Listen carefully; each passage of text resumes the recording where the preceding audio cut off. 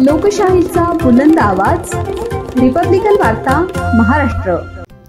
शासनाच्या नव्या निर्णयानुसार पहिलीपासूनच विद्यार्थ्यांना हिंदी भाषा सक्तीने शिकवण्यात येणार आहे।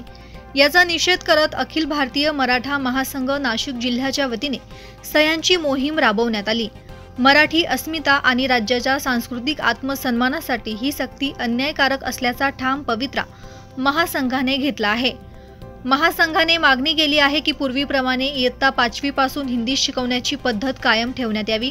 मराठी माणसाने 107 हुतात्म्यांचे बलिदान देत मिळवलेल्या सहसंयुक्त महाराष्ट्राचा अवमान शासनाने करू नये असे आवाहन देखील यावेळी करण्यात आले। बाईटचे टाइम मेन्शन केलेले आहेत, 3 बाईट आहेत। या आंदोलनात महिला अध्यक्ष शोभाताई सोनवणे, जिल्हाध्यक्ष चंद्रकांत बनकर, ॲडव्होकेट स्वप्न राऊत, वनिता मुळाने, बारकू अण्णा कोशीर, गौरव गाजरे, ॲडव्होकेट अनिल गायकवाड आदींसह अनेक पदाधिकारी आणि कार्यकर्ते सहभागी झाले होते।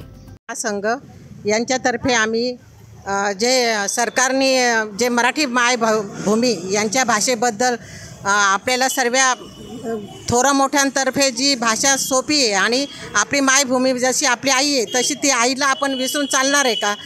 आज मराठा महासंघातर्फे हिंदी भाषेची जी सक्ती सरकारतर्फे नवीन GR आणून केली जाते आहे, त्रिभाषा सूत्र जे अस्तित्वात आणायचा अट्टाहास केला जातो आहे सरकारकडनं, महाराष्ट्र शासनाकडनं, त्याचा निषेध करण्यास इयत्ता पहिली म्हणजे जास्तीत जास्त 6 वर्ष वय, तर ह्याला कोवळ्या वयामध्ये या मुलांच्या मनामध्ये जर तिसरी भाषा टाकली हिंदीसारखी तर त्याच्यावर अन्याय होईल, त्याच्यावर बर्डन येईल।